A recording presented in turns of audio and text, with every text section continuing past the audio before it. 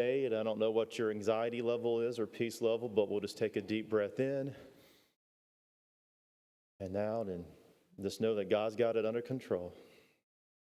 So you know that we gather here this morning at this special time to celebrate throughout the United States the feast of Thanksgiving. So perhaps some of you that are here today, we know that many people are going to be invited to homes to dine on sumptuous feast with family and friends.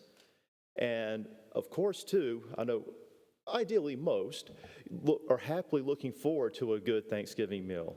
I don't always know about conversations, but you do look forward to the meal. And you can probably imagine the joy when the host sees the guests they invited come and appear at the door, especially if the other guests also bring food.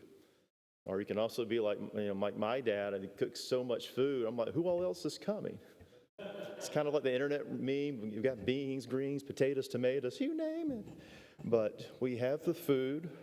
But guess what, church? God prepared a feast today. In fact, He also prepared it tomorrow. You know what? He prepared the feast this weekend. You know what? God's prepared a feast for all eternity. This feast of the Mass, the Eucharist, this is the ultimate feast, the wedding feast of the Lamb. And it is celebrated without pause in heaven and is celebrated here on earth at each and every Mass. And as with a Thanksgiving meal, it is easy to imagine God eagerly anticipating the arrival of His guest, for He has invited many. Instead of being thrilled at being invited, the guests incredibly sometimes begin to excuse themselves, one and all. Some simply ignore the invitation and just go their own way. And many guests are more bothered than thankful that they were invited.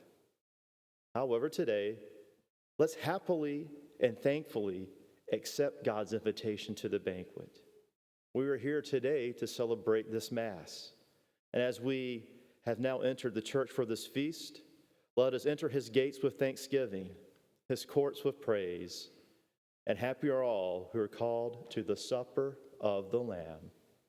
May you all have a blessed Thanksgiving. Amen.